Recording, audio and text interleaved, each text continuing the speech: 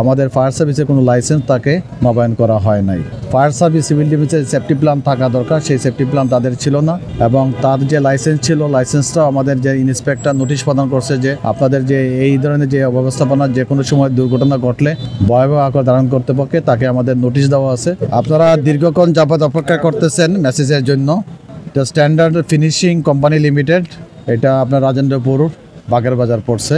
12:55 সময় আমরা সংবাদ পাই যে কেমিক্যালের যে সেকশন যেটা আছে যেখানে মশার কেমিক্যাল তৈরি করা হয়, যেখানে কেরোসিন জাতীয় দ্রব্য থেকে এবং ব্লিচিং পাউডারের বিক্রিয়ার থেকে আপনার একটা প্রকার কেমিক্যাল তৈরি করা হয়, মশার কেমিক্যাল যেটা ব্যবহার করে থাকি আমরা। এই জায়গায় আপনার আগুনটা লাগে।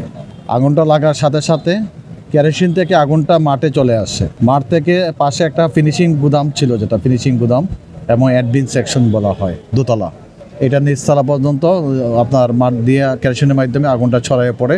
ফায়ার সার্ভিস 12:55 সংবাদ পাওয়ার প্রাপ্তির সাথে সাথে আমরা ঘটনাস্থলে আসি।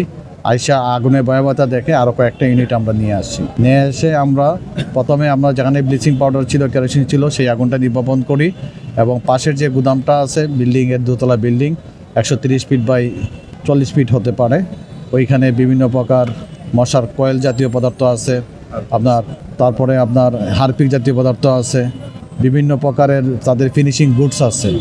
এইখানে আগুন লাগছে এবং উপরে তাদের অফিস রুম আছে। এই আগুনটা আমরা নির্বাপন করতেছি। আমরা আমাদের কেমিক্যাল যেহেতু যে কোনো ধরনের বিপর্যয় হতে পারে, আমরা আমাদের নিরাপত্তা বজায় রেখে আমরা কাজগুলো করতেছি। আপনারা ইতিমধ্যেই দেখছেন আগুনটা ভয়াবহ ছিল, অনেক দূর থেকে দেখা গেছে। পাশে একটা পেট্রোল পাম্প ছিল, আমাদের চোখের সামনে আছে পেট্রোল পাম্প। এই পেট্রোল পাম্পটাকে রক্ষা করছি। এই পেট্রোল পাম্পে যদি আগুন লেগে যেত তাহলে আরও ভয়াবহ পরিস্থিতি হয়ে যেত। পাশে আপনার বাড়িঘর আছে, সেই বাড়িঘরগুলো আমরা রক্ষা করছি। অত্যন্ত দক্ষতার সাথে এবং সাহসের সাথে আমাদের ফায়ার ফাইটাররা এই আগুনটাকে নিয়ন্ত্রণে নিয়ে আসছে 2:55 সময়। আমাদের যে ধরনের অগ্নি প্রতিরোধ ব্যবস্থা থাকা দরকার, ফায়ার সার্ভিস সিভিল ডিফেন্সের সেফটি প্ল্যান থাকা দরকার, সেই সেফটি প্ল্যান তাদের ছিল না এবং তার যে লাইসেন্স ছিল লাইসেন্সটাও আমাদের যে ইন্সপেক্টর নোটিশ প্রদান করছে যে আপনাদের যে এই ধরনের যে ব্যবস্থাপনা যে কোনো সময় দুর্ঘটনা ঘটলে ভয়াবহ আকার ধারণ কর্তৃপক্ষে তাকে আমাদের নোটিশ দেওয়া আছে। আমাদের ফায়ার সার্ভিসের কোনো লাইসেন্স তাকে নবায়ন করা হয় নাই এবং কোনো সেফটি প্ল্যানও নাই। একটু জানাই যে কেমিক্যাল। ধন্যবাদ আপনাকে। তার কি ধরনের লাইসেন্স আছে সে বিষয়টা আমরা এখনও দেখতে পারি না, যেহেতু আমরা এখনও অগ্নি নির্বাপনের কাজে ব্যস্ত, সেহেতু আমরা কি বলা যায় তার কী ধরনের কাগজপত্র আছে দেখতে পারিনি। কিন্তু আমরা আমাদের ইন্সপেক্টরের মাধ্যমে জানতে পারছি যে আমাদের ফায়ার সার্ভিসের কোনো লাইসেন্স তার ছিল, কিন্তু তার লাইসেন্সটা আমরা নবায়ন করি নাই এবং তাকে নোটিশ প্রদান করছি তার জন্য আমাদের ফায়ার সার্ভিস সিভিল থেকে সেফটি প্ল্যান নেওয়ার জন্য।